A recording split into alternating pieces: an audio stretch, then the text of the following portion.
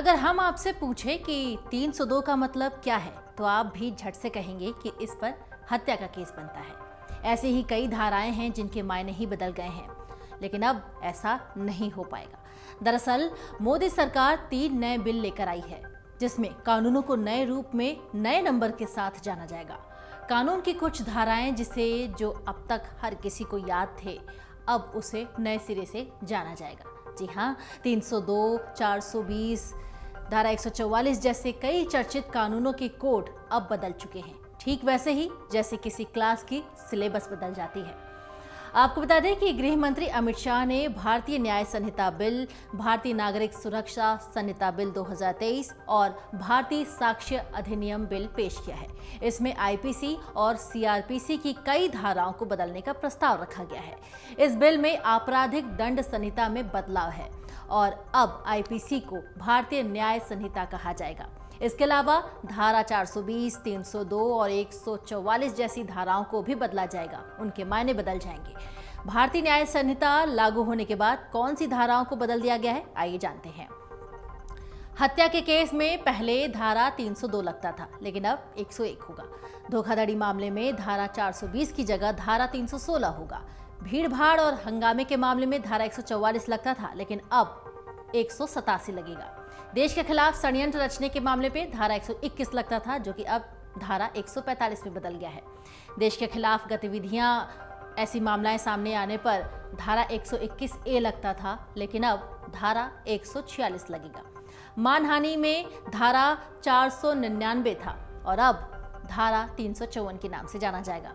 Rape के मामले में 376, धारा 63 में और रेप 64 में सजा और गैंग रेप 70 में बदल गई है। मानहानि सेक्शन मामले में 499 धारा लगती थी और 500 लगती थी, जो कि अब 354 में जाना जाएगा। धरना प्रदर्शन या दंगे फसाद के मामले में धारा 147, 148 और 149 के मामले में अब नया सेक्शन आएगा। निषेधाज्ञा के उल्लंघन के मामले पर सेक्शन 188 मामला लगता था, लेकिन अब उसमें भी नया सेक्शन लागू होगा और राजद्रोह कानून में धारा 124 ए लगती थी, जो कि अब धारा 150 लगेगी। अब आइए जानते हैं कि किस कानून में कितनी धाराएं हैं। भारतीय नागरिक सुरक्षा संहिता सीआरपीसी को रिप्लेस करेगी। इसमें अब 533 धाराएं रहेंगी। 160 धाराओं को बदल दिया जाएगा। 9 नई धाराएं जोड़ी गई हैं और 9 धाराओं को निरस्त किया गया है। भारतीय न्याय संहिता आईपीसी को रिप्लेस करेगी। इसमें पहले की 511 धाराओं के स्थान पर अब 356 धाराएं होंगी। 175 धाराओं में बदलाव किया गया है। 8 नई धाराएं जोड़ी गई हैं और 22 धाराओं को निरस्त किया गया है। वहीं भारतीय साक्ष्य विधेयक एविडेंस एक्ट को रिप्लेस करेगा। इसमें पहले की 167 के स्थान पर अब 170 धाराएं होंगी। 23 धाराओं में बदलाव किया गया है। 1 नई धारा जोड़ी गई है और 5 धाराएं निरस्त की गई हैं। इसी के साथ आपको एक और खबर बताने जा रहे हैं कि अदालती फैसलों में अब छेड़छाड़, वेश्या जैसे शब्दों का इस्तेमाल नहीं होगा। सुप्रीम कोर्ट ने अदालतों में महिलाओं के लिए इस्तेमाल होने वाले आपत्तिजनक शब्दों पर भी रोक लगाने के लिए बड़ा कदम उठाया है। इसके तहत शीर्ष कोर्ट ने handbook on combating gender stereotypes launch की है।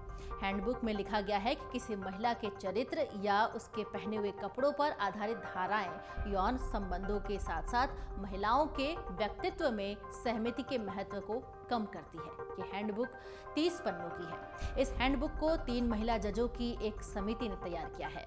इन जजों में जस्टिस प्रभा श्रीदेवन और जस्टिस गीता मित्तल और प्रोफेसर झूमा सेन शामिल हैं।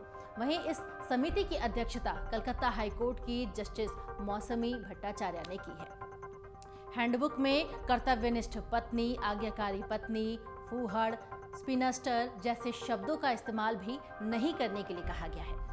अगर कोई न्यायाधीश मामलों पर फैसला करते समय या फैसला लिखते समय लोगों या समूहों के बारे में पूर्व कल्पित धाराओं पर भरोसा करता है, तो इससे होने वाला नुकसान बहुत बड़ा हो सकता है और इसमें कई रूढ़िवादी शब्दों और उनके विकल्पों को सूचीबद्ध किया गया है। इसमें अफेयर को शादी के इतर रिश्ता, प्रोस्टिट्यूट को सेक्स वर्कर, बिन ब्याही माँ को माँ, चाइल्ड प्रोस्टिट्यूट को तस्करी करके लाया गया बच्चा, एफेमिनेट की जगह जेंडर न्यूट्रल शब्दों का प्रयोग, और कॉन्क्यूबाइन को ऐसी महिला जिसका शादी के इतर किसी पुरुष से शारीरिक संबंध हो जैसे शब्दों का इस्तेमाल किया जाएगा। समलिंगी या फैगोट के बजाय न्यायाधीशों को व्यक्ति के यौन रुझान का सटीक वर्णन करना होगा और इसमें कहा गया है कि गिरी हुई औरत, वैश्या जैसे शब्दों के इस्तेमाल से बचना है। छेड़छाड़ और वैश्या और गृहिणी जैसे शब्द जल्द ही कानूनी शब्दावली से बाहर हो सकते हैं और उनकी जगह सड़क पर यौन उत्पीड़न, यौन कर्मी और गृहिणी जैसे शब्द ले लेंगे। छेड़छाड़, वैश्या और गृहिणी जैसे शब्द जल्द ही कानून शब्दावली से बाहर हो जाएंगे। इस हैंडबुक में ये भी कहा गया है कि मोहक, वैश्या या ढीले नैतिक मूल्यों वाली महिला जैसे शब्दों का उपयोग करने के लिए उसकी बजाय महिला शब्द का उपयोग किया जाना चाहिए। इसमें वैश्या और वैश्या जैसे शब्दों के इस्तेमाल पर भी रोक लगा दी गई है और कहा गया है कि इसके स्थान पर सेक्स वर्कर शब्द का इस्तेमाल होगा। हैंडबुक में यह भी कहा गया है कि उपपत्नी या रखैल जैसे शब्दों का उपयोग करने की बजाय वो महिला जिसके साथ किसी पुरुष ने शादी के बाद रोमांटिक या यौन संबंध बना है, ऐसे वर्ड का इस्तेमाल होगा। ऐसी अभिव्यक्ति का उपयोग किया जाना चाहिए। अमर उजाला अब आपके टीवी पर भी। अपने स्मार्ट टीवी पर YouTube पर सर्च करें अमर उजाला, चैनल सब्सक्राइब करें और देखें ताजा खबरें, वो भी HD क्वालिटी में। और हाँ, बेल आइकन दबाना ना भूलें ताकि हर खबर हो आपके घर। अमर उजाला, निष्पक्ष, निर्भीक, निरंतर।